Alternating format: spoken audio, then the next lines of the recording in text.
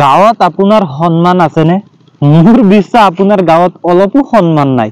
সন্মান কেতিয়া থাকিব? যেতিয়া নাকি আপোনাৰ পইচা থাকিব। মই আগত শুনা মতে মানে সন্মান কেতিয়াও বোলে পইচাৰে কিনিব নোৱাৰে, কিন্তু মই যিমান দূৰ জানো পইচাৰে সন্মান পোৱা যায়। আপুনি বিশ্বাস কৰেনে? মই 100% বিশ্বাস, মই একমত যে পইচাৰে সন্মান কিনিব পৰা যায়, পইচাৰে সন্মান ল'ব পৰা যায়। এইটো মই যিমান দূৰ জানো পইচাৰে সন্মান ল'ব পৰা যায়, পইচাৰে সব কিছু কৰিব পৰা যায়, যিকোনো কাম পইচাৰে কৰিব পৰা যায়। চাওকচোন, যদি গাঁৱত কিবা এটা অনুষ্ঠান পাতিছে, তাত যদি ধৰক শিক্ষিত মানুহ আছে, বহুত শিক্ষিত মানুহ আছে, কিন্তু তাৰ পইচা নাই, তাত কোনেও ইনভাইট নকৰে। তাত সেই মানুহজন যে শিক্ষিত মানুহ আছে তাক কোনেও ইনভাইট নকৰে। যদি তাৰ পইচা থাকিলেহেঁতেন, কিন্তু লিখা পঢ়া নাই, শিক্ষিত মানুহ নহয়, তাৰ পইচা আছে, সি মানে কি কম আপোনালোকক, সেইটো প্ৰগ্ৰামত ফাৰ্ষ্ট অতিথি সি। মানে আপুনি যে ভিডিঅ'টো চাই আছে, ধৰক আপোনাৰ পইচা আছে, আপুনি যিটো প্ৰগ্ৰাম পাতিছে তাৰ প্ৰথম যোন মানুহ যাক লাগে মুখ্য অতিথি আপুনি আহি। কিন্তু যদি আপোনাৰ পইচা নাই বাবু, আপুনি সি দূৰত বহিব লাগিব, গম পাইছে? আপোনাৰ যদি পইচা আছে আপুনি চকীত বহিব পাৰিব আৰু গামোচা পাব আৰু খোৱা বস্তু পাব।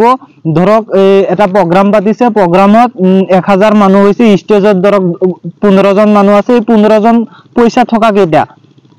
আপুনি যদি এই 15 জনৰ ভিতৰত যদি এজন মানুহ এনেকুৱা দেখুৱাব পাৰে যে তাৰ পইচা নাই তথাপিও সি ষ্টেজত বহি আছে, মই নাক মানে চুচৰাই ফুৰিম। সেইকাৰণে কৈছো বাবু, পইচা লাগে। মই মানে মানুহে কয় যে বাবু পইচা নাথাকিলেও সন্মান পোৱা যায় লিখা পঢ়া কৰিলে, এইটো একদম মিছা কথা। আপোনাৰ পইচা নাই, আপোনাৰ সন্মান নাই, পইচা আছে, সন্মান আছে। চাওক ধৰক আমাৰ মুছলমানৰ মাজত মছজিদ আছে, মছজিদত সভাপতিজন কোন? পইচাৱালা। গাঁৱত যাৰ নাকি পইচা আছে সি সভাপতি হ'ব পাৰিব। মানে এনেকুৱা নহয় যে তাৰ বহুত শিক্ষা আছে, লিখা পঢ়া কৰিছে, সেইকাৰণে যে মছজিদৰ সভাপতি হৈছে, এনেকুৱা নহয়। তাৰ পইচা আছে কাৰণেহে সভাপতি হ'ব পাৰিছে।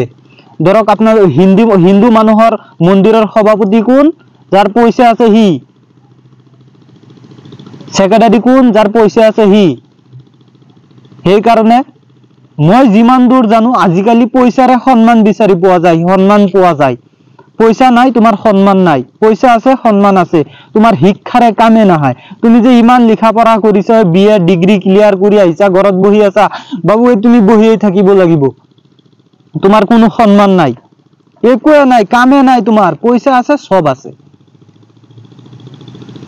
আজিকালি মানে আগত শুনিছিলো যে লিখা পঢ়া কৰা মানুহে তোমাক সন্মান দিব, সালাম দিব, নমস্কাৰ কৰিব।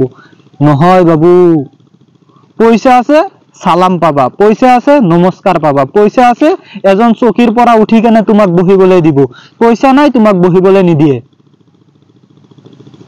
পইচা সব কিছু, পইচা বনা সব কৰিব পাৰিব, পৃথিৱীৰ যিকোনো কাম কৰিব পাৰিব।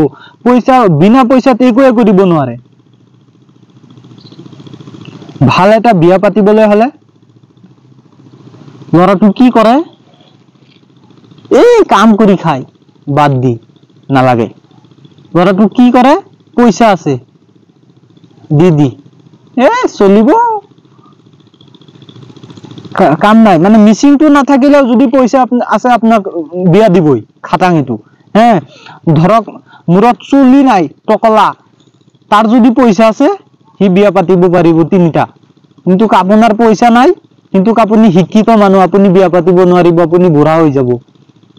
পইচা সব কিছু কৰে, সকলো বস্তু পইচাই কৰিব পাৰে পৃথিৱীত। মই যিমান দূৰ জানো, মোৰ বয়স ইমান হোৱা নাই, মোৰ এইটো বয়সত যিমান দূৰ মই যিমান কিছু শিকিব পাৰিছো, জানিব পাৰিছো, সব বস্তু পইচাৰে কৰিব পৰা যায়। মোৰ দিমাগত, মোৰ মানে মাইণ্ডত যিমান দূৰ আহে, পইচা থাকিলে সব কিছু কৰিব পৰা যায়। আপুনি কি বুলি ভাবে মোক কমেন্ট কৰিবচোন। পইচা নাথাকিলে কেনেকে চলিব লাগে আৰু পইচা থাকিলে কেনেকে চলে, এইটো আপোনালোকে কমেন্টছ কৰিব।